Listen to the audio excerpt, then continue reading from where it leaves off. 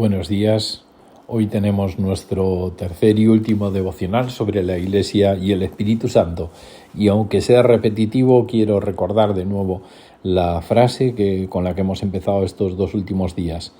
Lo que la Iglesia necesita hoy no es más mecanismos o uno mejor, ni nuevas organizaciones, ni más y modernos métodos, sino individuos a quienes el Espíritu Santo pueda usar, personas de oración, poderosas en oración. El Espíritu Santo no fluye a través de los modelos, sino a través de las personas. Él no desciende sobre los mecanismos, sino sobre las personas. Él no unge planes, sino personas y personas de oración. Y hay un texto en Hechos que quiero releer, lo leímos el primer día, en Hechos capítulo 13 dice: en la iglesia de Antioquía eran profetas y maestros Bernabé, Simeón, apodado el Negro, Lucio de Cirene, Manaén, que se había criado con Herodes el tetrarca, y Saulo. Mientras ayunaban y participaban en el culto al Señor, el Espíritu Santo dijo: apartadme ahora a Bernabé y a Saulo para el trabajo al que los he llamado. Así que después de ayunar, orar e imponerles las manos, los despidieron. Bernabé y Saulo, enviados por el Espíritu Santo, bajaron a Seleucia y de allí navegaron a Chipre. Hechos 13 del 1 al 4. Vimos el primer día que la vida de la Iglesia es producida por el Espíritu Santo y que si no es el Espíritu Santo, si el Espíritu Santo no está presente en el cuerpo de Cristo, no es real y palpable. Y ayer estuvimos viendo cómo la Iglesia es un cuerpo en el Espíritu y hablábamos de los dones, como la forma en que se articulan la Iglesia como un cuerpo, con muchos dones diferentes, complementarios y necesarios. Y hoy titulamos nuestra reflexión como una Iglesia que opera en el diseño de Dios. Es una Iglesia al estilo o según el modelo de Antioquía.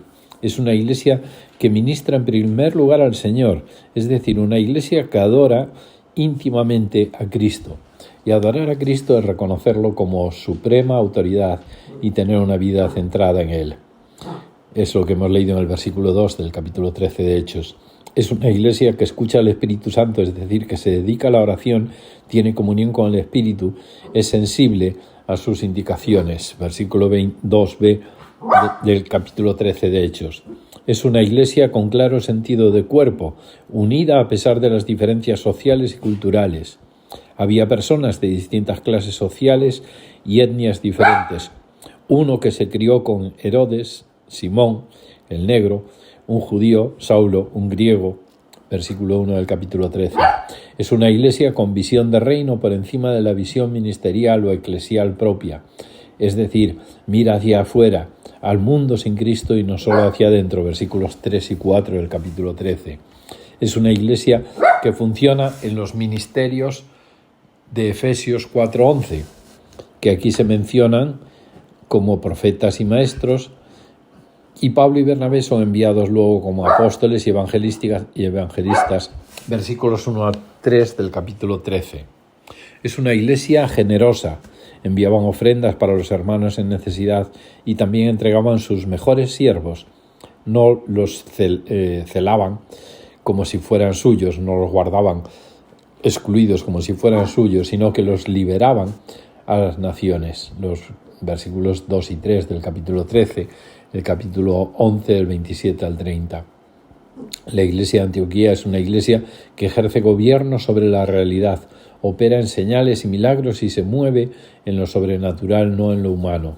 Versículos 21 a 30 del capítulo 11 que leímos el primer día. Es una Iglesia que conquista, que avanza sobre el territorio del enemigo, Satanás, para establecer el reino de Dios.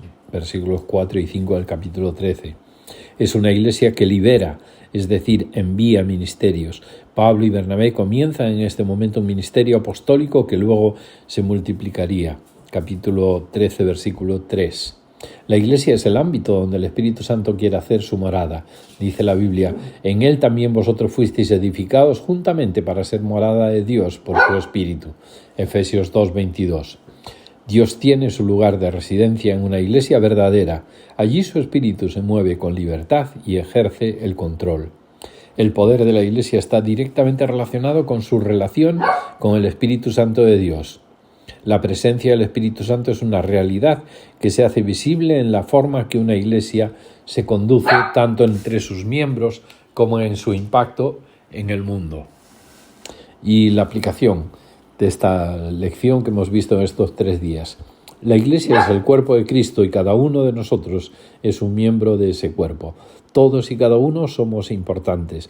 Es necesario comprender cuál es nuestra función en la Iglesia y dejar que el Espíritu Santo nos enseñe a cumplir nuestro rol.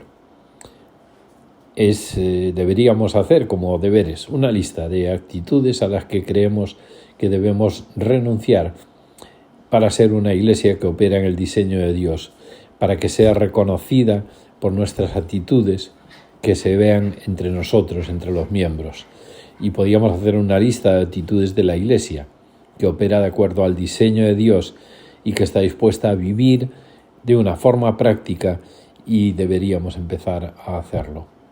Creo que una frase que podría resumir nuestra decisión sería: voy a adoptar la actitud de que haré todo de la siguiente manera, como el apóstol Pablo y Saulo y Bernabé lo hicieron, como la Iglesia de Antioquía lo hacían, obedeciendo a Dios y siendo sometidos al Espíritu Santo, quien toma las decisiones bajo la cabeza que es Cristo, y siendo el Espíritu Santo la guía en cada momento. Buen y bendecido día.